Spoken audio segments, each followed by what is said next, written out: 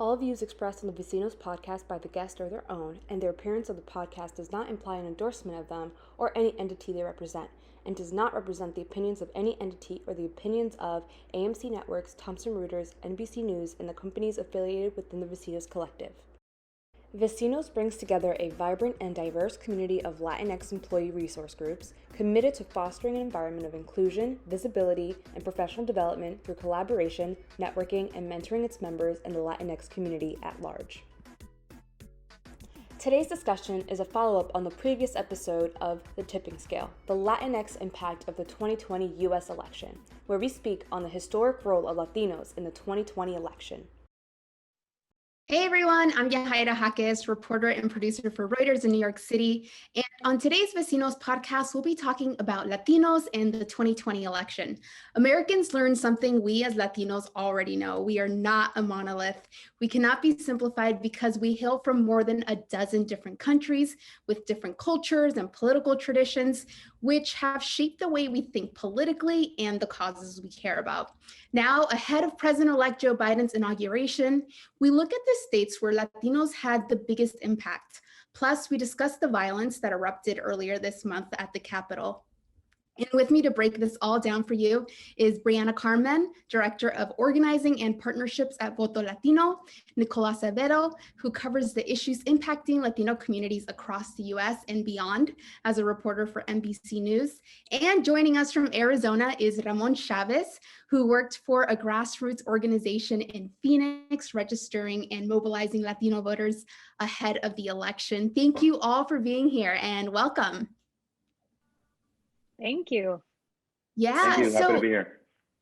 I really want to get your guys' initial thoughts because, after the election, before we knew that Joe Biden won, there was so many talks about Trump making inroads among Latino communities in Miami, in the Rio Grande Valley.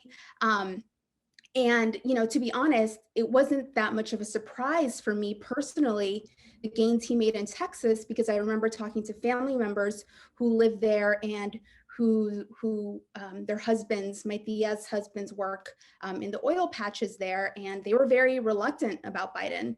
So that didn't come as a surprise to me, but I want to get your initial thoughts. Brianna, we can go first with you. When that started to become a topic of conversation. So I think what we saw was something that always holds true, where we in our communities, we get these first glimpses of it, and then later on the entire community or the entire country feels the reverberations.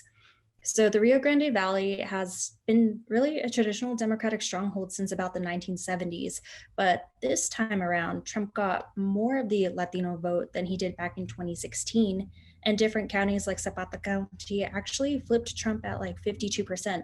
Whereas before, Democrats were winning them at margins, 20 to 30 points. Now, if they're winning these counties, they're maybe at 5 to 10 points. So really decreasing those margins. And what we see is that Latinx voters, they care about issues. In the Rio Grande Valley, you have a large presence of Border Patrol. That's really a big provider of jobs, ICE, CBP, and individuals who work for law enforcement and who maybe weren't feeling the Democratic rhetoric, especially given everything that we saw with civil rights protests back in the summer. You also have different challenges where this constituency, they consider themselves to be Tejanos, where, right, we're not a monolith, we're different types of Latinos all over the country.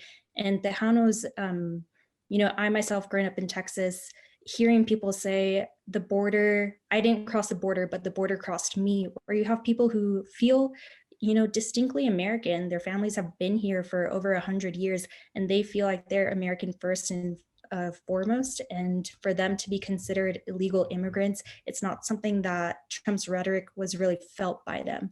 So we were all hearing these things amongst our communities, whereas national campaigns and media were a little bit slow to pick up on that.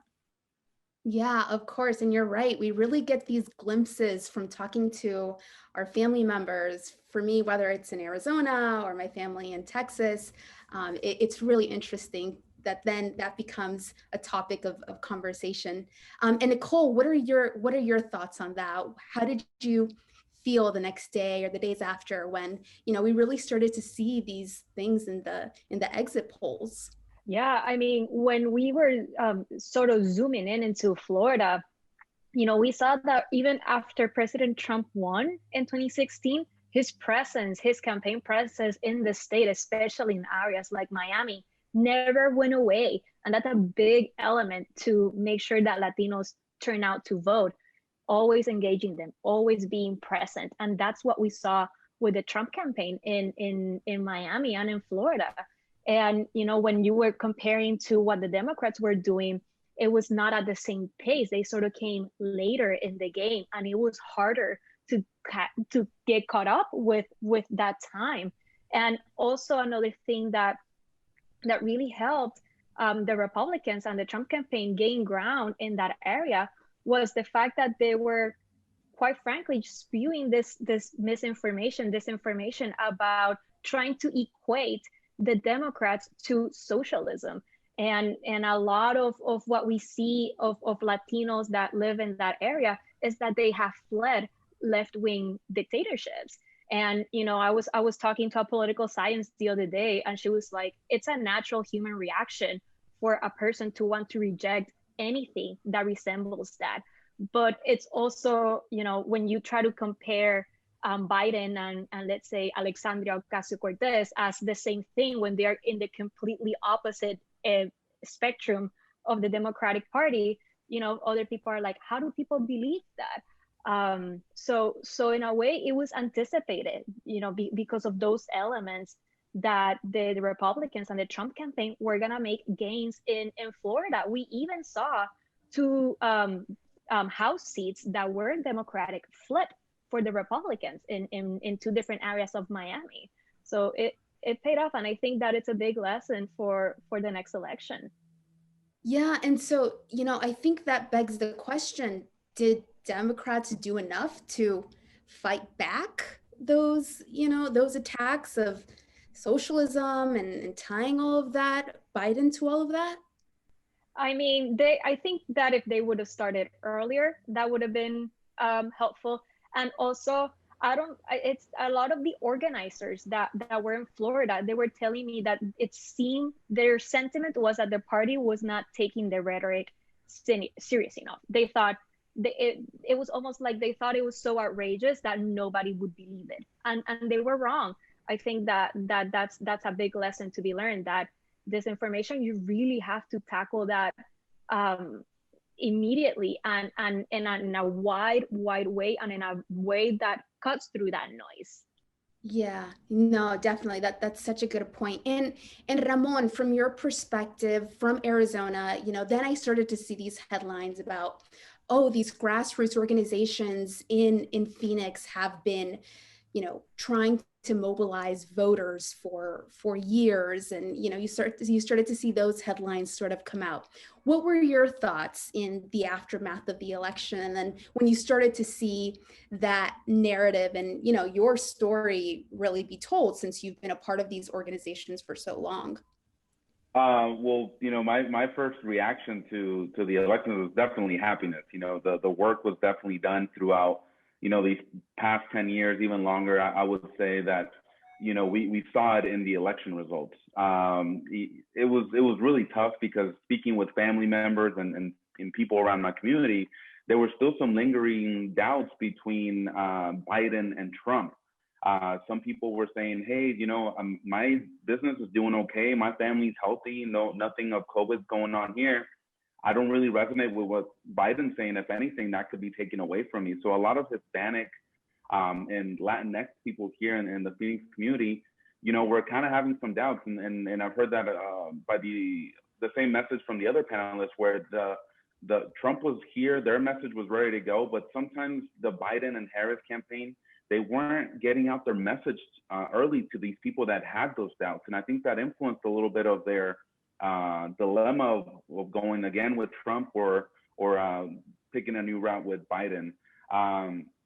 One of the things that, my organization that I was working for during that time, Aquí Se Vota, was making sure that people were aware of everything that was happening in our community. Definitely COVID had a big impact in our community. Latinos were the ones that were really hard hit, especially now. And back then, as far as deaths and having these cases in our communities. So we try to, provide resources for everybody to make an educated choice and make sure that they were aware of the truth and not the misinformation that the other campaign was spreading. And, each of you talked about different groups. Brianna, you talked about Tejanos. Nicole, you talked about the Cubans in Miami and these people that left left-wing dictatorships. And, it goes to our point that we are a very diverse community. Brianna, do you think that because of our diversity, which is a beautiful thing, do you think that is maybe the reason why these campaigns don't really know how to target their message toward us? I mean, it seems like Trump got the hint, the Trump campaign got the hint in Florida, how to really attack there. But do you think there's still this, it just seems like it's still very challenging for them to, create a message that resonates? Absolutely. And, for a lot of these individuals, they've had to learn as this electorate really comes of age, right? In our first podcast, we talked about how we're 32 million strong. We're the second largest voting bloc, one of the largest ethnic voting blocs. And we saw this year where when people engaged our community, they did well. Arizona and Nevada can be considered stories of, where Democratic strategists, they did well in terms of hiring local, making sure that their ground game was culturally relevant, that they were talking with the community, not speaking at. And Florida should be considered a lesson learned for, the Democratic Party. Republicans learned something in terms of their messaging, where these communities are a little bit different, even when you're talking about Cuban Americans versus Venezuelan Americans or people who are from Central and South America. That tweaking of messaging and who are those messengers who are trusted in your community that are sharing this means a difference, especially when races are won by, razor thin margins. And you can either flip states that we saw, like, Arizona and Georgia, or you can lose states that you weren't expecting to lose. And Nicole, what are your thoughts on that? How do you think that our diversity affects how we're targeted or not targeted? Absolutely. I think that we almost need to think about Latino voters the same way that political strategists look at white voters. They see if they're college educated or not. They see if they're rural or not. They see, what I mean? Because that's more in line with how Latinos, a Latino who's a white Latino will have a completely different experience in this country if you're a Black Latino. And, as if you're trying to target both voters at the same time with one rhetoric, some things will get lost in translation if you don't go deeper in that process of targeting. And actually, that would be more beneficial for the campaigns. What we saw was that, for instance, in a place like Georgia, where, the Latinos are not necessarily the biggest group there, but they were big enough that, at a time where our country is so divided and elections are won by very thin margins, if you turn out those voting blocks, if you turn them out in specific counties, candidates can win. You know what I mean? And I think that's the lesson here. And that's what needs to be sort of looked at more closely and use those strategies more effectively for the next election. Yeah, you make such a good point about, places like Georgia, and I mean, how big of a difference it can make, because now the Democrats have the Senate, they have the House, they have the White House. It's huge. And Ramon, for you, I mean, one of the things that I find really interesting is that, advertisers and corporate America have understand the Latino community. The ad that runs in Phoenix, Arizona, targeting Latinos isn't going to be the same as the one in Miami, here in New York. So do you think that, from your perspective, living in Arizona, do you think that, Democrats or Republicans understand the Mexican American and, Central South American community that mostly resides there? Or do you think they still have, more to go? I think they have a little bit more to go. I definitely appreciated the times that the Biden and Harris campaign stopped by, but I'm not sure whether it was due to COVID or because they just didn't see it as a priority until late in the game when they realized they could win Arizona, when they decided to make some stops. I think when it comes to Arizona, it's definitely the grassroots organizations that have vaulted the Democratic Party forward due to the constant hard work. And again, it stems back decades, as far as the stigma for Mexican Americans being here. And now that we have these organizations, for longer than 10 years working and building these partnerships with the people of the community, that's what I believe moved the state forward. There's different factors that you could add in. For example, there is a cheap housing market here where we had people from California streaming in with their ideals, as well as more young professionals. And so I think that might have affected some of it, but definitely I think the grassroots organization here has propelled the Democratic candidates forward here. I wouldn't 100% attribute it to the message of the Biden and Harris campaign, but I definitely do think that they did play a part, and we're seeing it in these results. Like you said, we have Mark Kelly now in the Senate, as well as Kristen Sinema, and obviously Joe Biden did win the state, which was the first time in I think since Clinton, since a Democratic candidate won the state of Arizona. So definitely we're seeing the results of that. And, a quick follow-up to that, what is it that you're doing? I mean, whether it was this year, even though we had this coronavirus pandemic and you maybe weren't able to do what you usually do as a grassroots organization, because that, I imagine that means a lot of meetings, knocking on doors. But what have you done even before this year that you think really resonates with, the Latino community in Phoenix? Because, living there for so long, I have family members who have been citizens for a long time and never voted. They voted this election or in 2016, but before that, they were just never engaged. And only until recently, like I said, 2016 or this year, did they feel like it was important enough.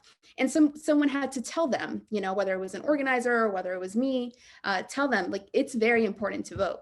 Even if you think that politicians are not for you, you need to vote. So I would love to know, what you think resonates with them there. I think Brianna had a good point earlier when she said that Latino and Hispanic communities like to be talked with, not talked at. So when you have canvassers constantly knocking on your door, and these canvassers, you got to realize that are younger than I am. I'm 27, but there are kids that are 16, 17, 18 years old knocking at your doors. And, when it comes to that, the Hispanic community is really receptive to bringing people in. When you go into a Hispanic home, they invite you in, glass of water. Do you want something to eat? Like, they're really receptive to the message. And when you see these kids coming in and knocking at your door and telling you their story, that's what I did when I was a canvasser. Because people, ask you, like, why are you out here? It's 120 degrees outside. Why are you taking the time out of, being on TikTok or whatever? But you're telling your story, right? And that being a DACA recipient, everyone in Arizona knows someone that's either undocumented, DACA recipient, or just in a weird influx of their immigration status. So I think having those people come in, and again, this is 10 years in the making, where now people that started these grassroots campaigns are more of the organization leaders, and now you have their younger sisters, their younger brothers coming in and having this message resonate. And it's basically every 2 years, every campaign that we have here in Arizona, you have a brand new circle of people coming in and basically creating these ties, emotional ties to what they're going through. Everyone knows someone that got deported. Everyone knows someone that's struggling to find a job. And I think that's what really resonates with these grassroots organizations, that when it comes to election time, most of these people already know that they're going to get someone knocking at their door, giving them a phone call or getting a text message. And they understand more than ever during this election, especially with what the current administration did, that this was the time to vote, that they needed to do it because of this young kid knocking at my door, because of my sister that's undocumented, because of this the constant negative messages that I see in the media, and honestly what, the Donald Trump campaign was doing. And they said, you know what, I know I don't vote, but now this is the time to vote because this is my community and I need to do what I can to assist them, basically. And so, Brianna, what would you say that, I know that Voto Latino is mostly, digital and mobile. So what would you guys say that effective targeting of Latinos to go out and vote looks like? And what was effective, you think, this year, especially amid a pandemic for you guys? Yeah, so, before jumping into that, just a huge +1 to Ramon and everything that he said about Arizona, where, I was watching the results come in November 2020, and that day you have to realize all of the magic that happened within the past decade to get to that point. You had SB 1070, you had Maricopa County Sheriff Joe Arpaio targeting people based off of the way they looked, and people in their communities felt like they had to organize and realize their political power, and they've been doing that for 10 years to get to that point. So that was really amazing to see. And at Voto Latino, we are a national organization, so not on the ground knocking on doors, but really our bread and butter is this whole voter registration and voter education process, where we know that Latinx millennials, 52% of them use their phone mostly to access the internet. So we know you're on your phone. We're targeting you to make sure that you're registered to vote, and then not just leaving you hanging once you fill out that form, but walking you through that entire process, getting you educated on who the candidates are, how to vote amidst a pandemic, which was insane in and of itself, where we knew that a lot of people were unfamiliar with the vote by mail process. People they didn't realize that you had to request a ballot, and then you had to get it, and then you had to turn it in by a certain date. They also had confusion about ballot drop-off boxes, who can sign it, who can deliver it, all of that good stuff. So really, we found ourselves educating our community, making sure that the people we registered to vote, which was a little bit over 600,000, which was insane, were able to actually exercise that right and feel like they had enough information to do so in a way that respected their values. Yeah. And, what we really see now, too, is that we are such a young demographic, Nicole. And I wonder what your thoughts are, or, in your reporting, how you saw that sort of become very, in the results, sort of how we saw that go, because we know that young people were, overwhelmingly supportive of Black Lives Matter, the Black Lives Matter movement, and everything we saw unfold during the summer. And, not so much for the broader Latino electorate, just because, maybe our parents and those older than us just aren't as in tune with how that sort of played out. So how does having such a young electorate, how did that affect the results this in 2020? I think it was very interesting, especially when you look at like a place like Arizona, like Ramon was saying, these are basically the kids that grew up in the past decade that saw their parents be targeted by an Arpaio, that saw the rise of Trump, that, it's almost like this narrative of the sleeping giant was sort of a little bit misguided, because the fact is that our electorate was just too young. And now you have all of them growing up, and they're trying to fight back decades of disenfranchisement of Latino voters. So you have them sort of the ones acknowledging that an election like the one that we had in 2020 was, about the safety of their families, the safety of their community. They saw it as a urgent because their life depended on it. Organizers in Pennsylvania, for instance, where that was the driving force behind making sure they were trying to target Latinos there. They knew that they needed to speak to Puerto Ricans differently. They knew that they needed to speak to Mexicans differently, those that go through the immigration process. So that's really what we saw with the young electorate, that they're not only old enough to vote, but they're also old enough to connect the dots and see, you know what, maybe my parents weren't as involved, but I have to get involved, and I need to make sure that they get involved and the ones that come behind me also get involved. And that's really how you create power, making those connections within your family across generations.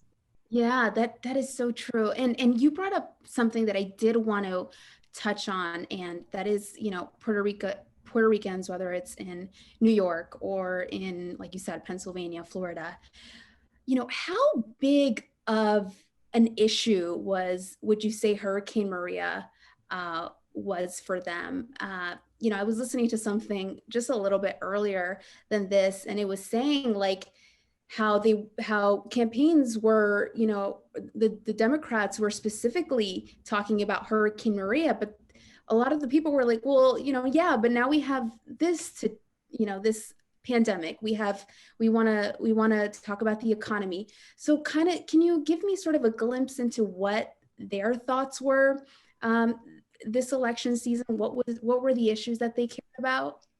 I mean, for Puerto Ricans, what we saw this year has been sort of in the making, because even though Puerto Ricans can move from the island to the States and register to vote, they usually don't, because the way we grow up with elections in Puerto Rico and the way the system works in Puerto Rico, it's completely different than in the United States.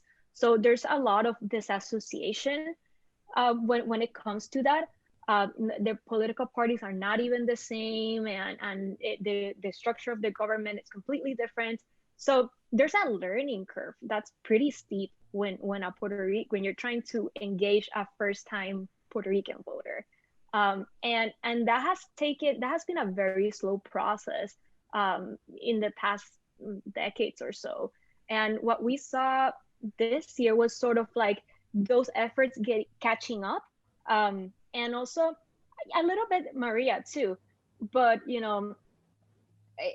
I spoke to Puerto Ricans in Florida that were canvassing for Trump, and they were like, yeah, I think Trump did a bad job with Puerto Rico, but I care more about him bringing jobs to the US because I live here now. Yeah. So even though that's a minority, again, it's if you're able to target those sort of subgroups within the Latino vote in a competitive race, it can flip districts.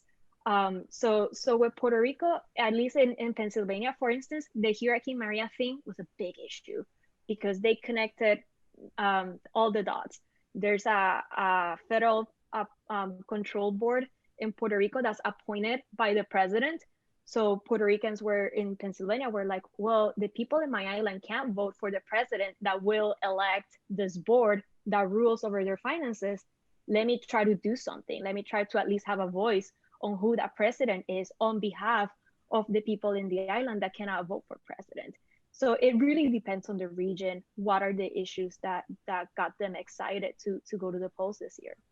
Yeah. And, I do want to, sort of move on to Georgia, which was just last week. Early in January, since we're recording this later.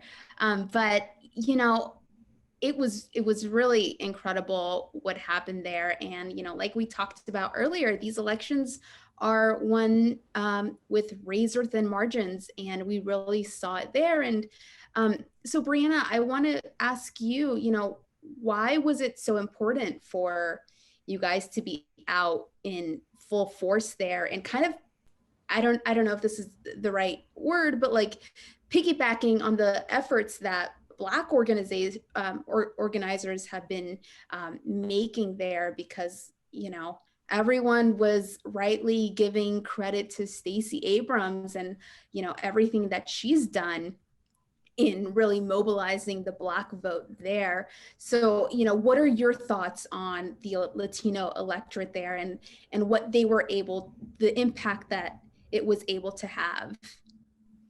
Sure. So, Voto Latino is there because for us, it's really important to support our community of color.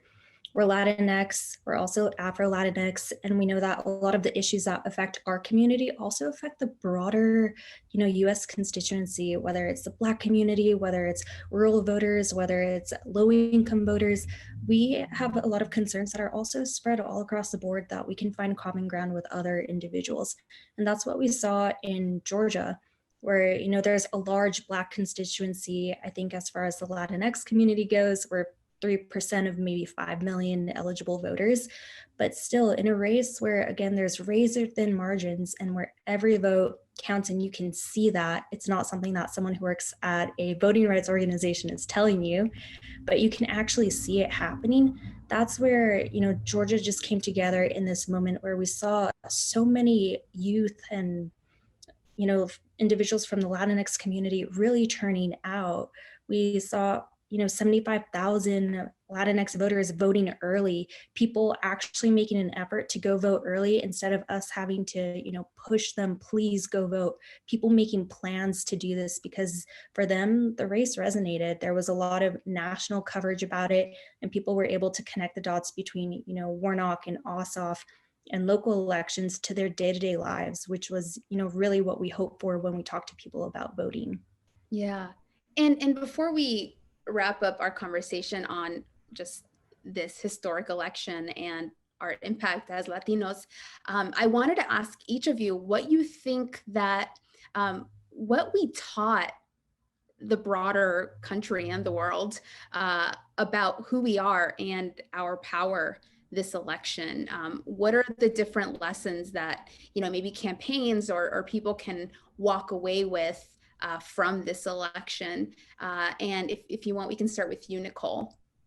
I think that it's sort of like a reflecting back to me, speaking about Georgia. It was incredible that on Wednesday, on the same day that Ossoff and Warnock won, that Georgia elected their first Black senator when it's one of the states with one of the largest Black populations in the country.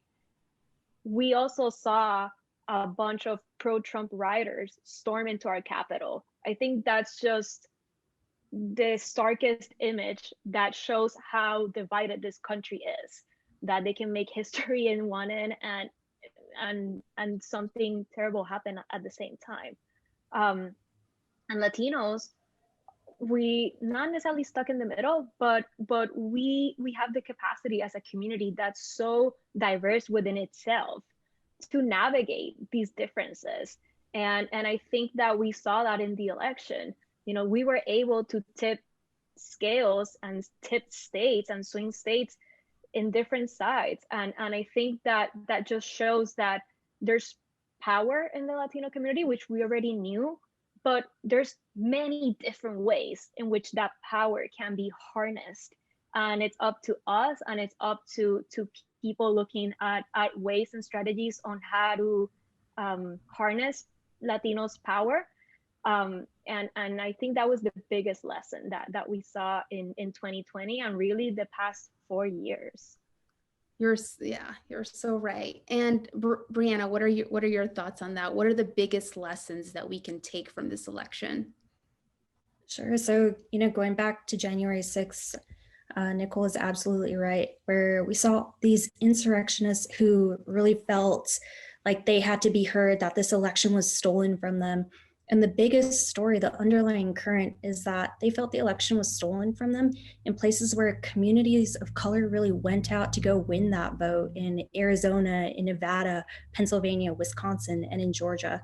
So it was just something disheartening, kind of an emotional roller coaster, where you see people coming, realizing their political power. They're no longer the sleeping giant, but there's this also dark force that, has been in the United States. We have a history of race challenges and white supremacy where it's still there, and it's embedded a little bit into one of the political parties. And it's just this conversation now of, we got our people to go out and exercise their power. Now, how do we continue exercising our power, speaking truth to power, holding people accountable, and making sure that, we are we're directing this democracy to where we want to go. So that way it still is a democracy. And Ramon, what are your thoughts? I definitely agree with both of the points that were made. Growing up, you would always hear these statistics that's like by 2030, people of colors or Hispanic or Latinx will be the majority, right? 2040, 2050, but we're seeing that now. The electoral vote block is here, and it's due to all the hard work being done across the nation. I've seen it in Arizona, where it's not only Latinx voters, but it's also, the Black voters, and also the rising Asian population that we have here, that even though some people might not pay attention to it, their vote matters as well. And so definitely the hard work is being done, and we're seeing the tide shift where in Arizona, which is a Republican stronghold for many, many years, is now, I would say leaning more blue and than purple, and so that's one of the things that I was happy to see and happy to continue to see moving forward in the elections. But the work isn't done.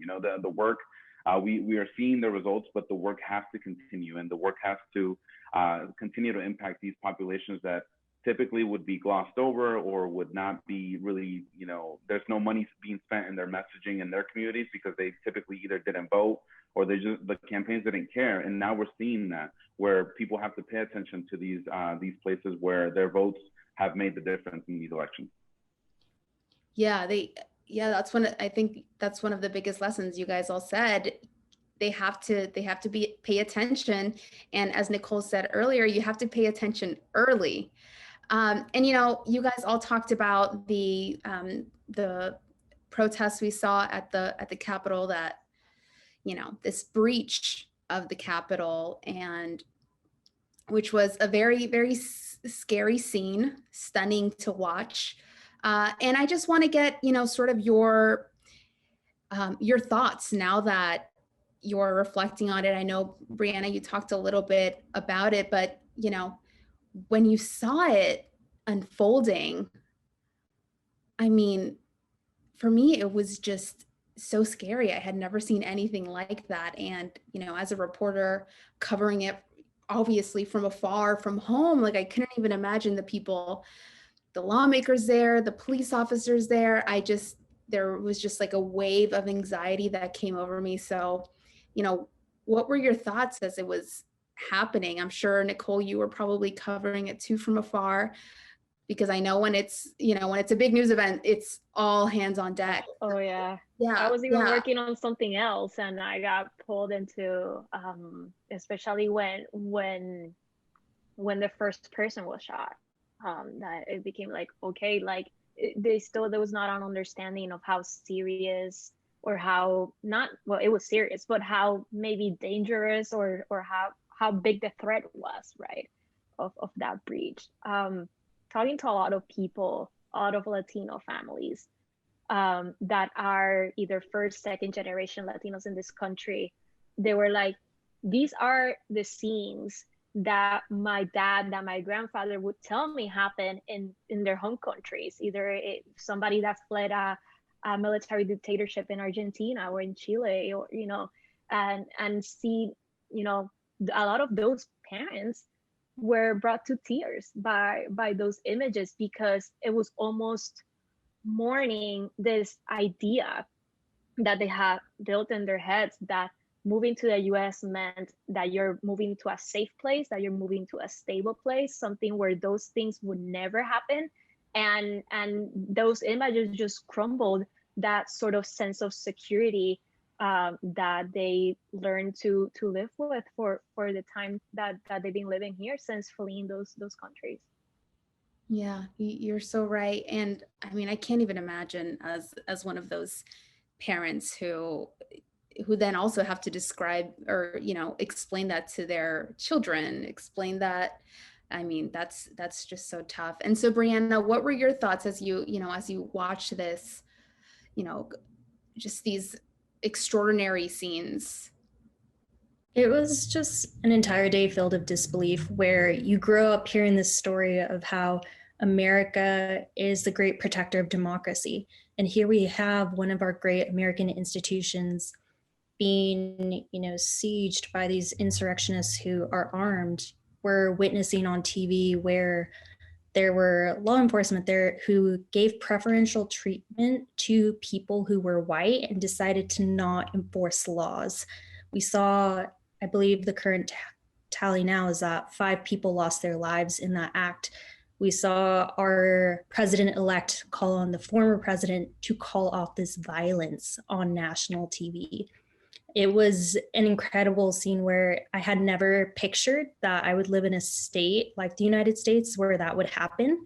You had NATO and the European Union putting out statements about the status of American democracy.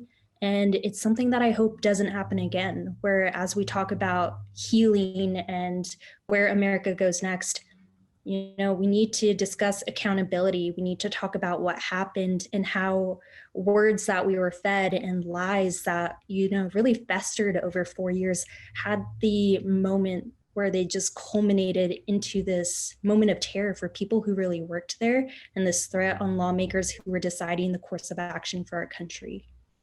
I know. You're so right. Like, you really put it into perspective how big of a deal it was, where I remember when Biden came out and said that, and you're so right. Like, now reflecting back, it's like, whoa.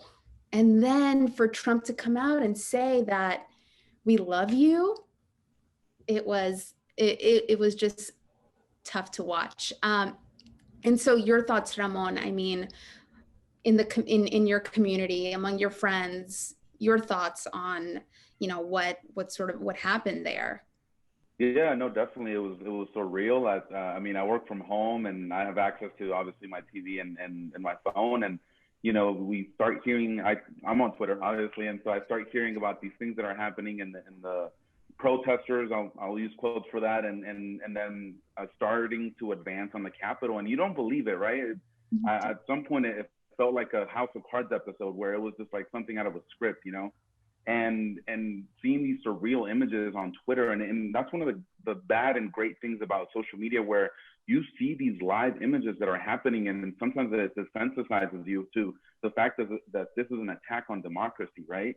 And, it was weird because I'm texting my girlfriend and my friends, and it just feels really weird to say, hey, these are people that might take hostages and there's nothing being done about it. And, making that just to follow up to that comment that you made about, Donald Trump making that video to tell them to stand down. In the same video, he's saying, I know they stole the election, but go home. And it's just like, what are you doing, man? Like, it was really weird to see. And, it's sad, because again, I feel like America thinks of itself as this democracy, pinnacle of democracy, but you see these people traveling from different states, being armed, and challenging a fair and free election that was held. And so it was really sad to see. And, we come from countries where we have had these military coups, like Argentina and Chile, like it was said earlier. And it's sad because we run away from these places because of that, because of the insecurity and the not being able to have a safe place for your family. And to see that now in the United States, it's a weird, surreal place to be in. And that just means that there's more work to be done. I know that there was talks about accountability. And I think, some people are saying, well, hey, let's not impeach Trump because that's only going to further divide. No, there has to be accountability for these actions because he was the person, and along with everybody else in the party, stirring the pot in this and creating these situations. And so it's really sad, and I really hope we don't see that again. And definitely something that needs to be done. And so my last question to all of you is, how does a country that's, we're already facing a country that's been riven in two, like we are as divided as ever. And, Biden's campaign slogan was restore the soul of the nation. He ran on uniting this country. How do these events complicate that even more? And, your thoughts on how we move forward, even with the new president, this stuff doesn't appear to be going away. I mean, I've already seen that there are plans for future events. Obviously, that is going to be handled much more seriously by the FBI, by law enforcement. But, how does a president govern when this is our reality? I think at least the least we can do, or the president and his administration have to do, is acknowledge the extent of that division. I think that when Biden came up and said that message, part of the message was like, this doesn't represent our country. It's like, I know what you're trying to say, but it sort of does. It's happening, and we're seeing it in real time. I think that acknowledging the severity and the extent of that division, it's crucial to be able to heal it in the next 4 years of his administration. I think that we saw a lot of people that have been fearing that moment, that even though they didn't want to think about it, sort of in the back of their heads, they always feared for something like that to happen. And then seeing it play out, it was almost like, hey guys, I sort of told you all this time and you thought I was exaggerating or I was crazy. I think that we should be able to listen to each other's concerns more, especially people of color see things differently than non-POC, and we have different blind spots. And I think those conversations are helpful to acknowledge the extent of the divide and then move forward from there. Such a good point. Yeah, to really acknowledge and really look at ourselves as a country. How about you, Brianna? Yeah, I was going to say, adding on to that, we need to reckon with our racial history, where slavery went to Jim Crow, went to separate but equal, went to redlining, where you could live. And we know that, white supremacy and racism has always been there. But I think, the past 4 years really fueled that movement, where it's not something where I, growing up, had ever thought that I would see nooses hanging around the state or the United States Capitol. And, part of that is acknowledging what happened, making sure that we're speaking truth. I can't remember the name of this law, but it's where a society that wants tolerance has to be intolerant to intolerance. So we need to start calling things out when they're wrong. We need to look to policies that can make our society more equitable. And we also have to, push back, whether it's against elected officials like Ted Cruz and Hawley, who were fundraising off of things that happened and really flaming their base because it lines their campaign pockets and because it helps grow their votes. Reaching out to those individuals, holding them accountable, or even conversations where we have with our families, where in the Latinx community, sometimes we are also not Black friendly, or there's some racism there. And we need to be able to have those conversations, whether it's misinformation spreading on WhatsApp or hearing on talk radio, and having hard conversations with our family members and saying, this might seem like words, but it led to January 6th, and we need to move forward from that. That's not democracy, which is what we all want. You're so right. It's much more than just words, and that's what this showed us. Ramon, what do you think? How does a country move forward, and what is our now president-elect do?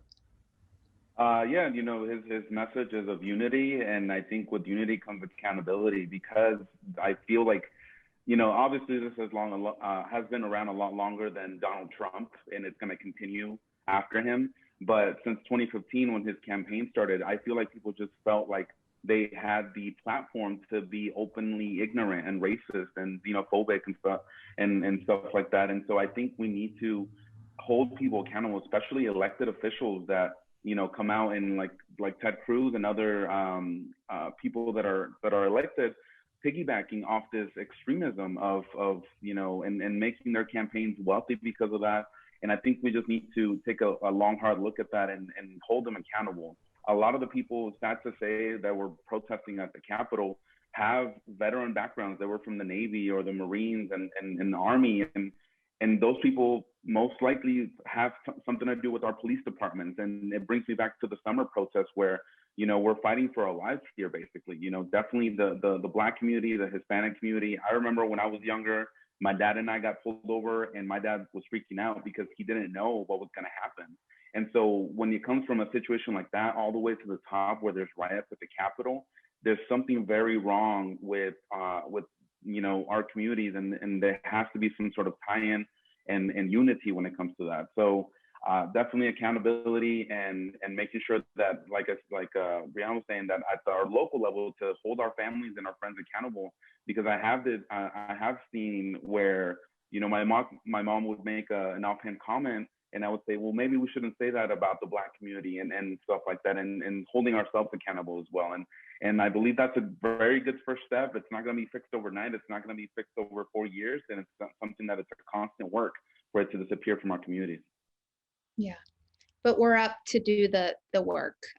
Brianna, Nicole, Ramon, thank you so much for this fascinating discussion. You know, I learned so much from each of you, and we were able to cover so much. And, you know, I really appreciate you guys opening up and talking about, you know, how you felt as these, I know it's difficult to sort of reflect on the earlier this month, the events that occurred. So thank you. And thank you for being a part of this conversation. Thank you all so much. Excited to do the work this year. Yeah. Bye. Bye.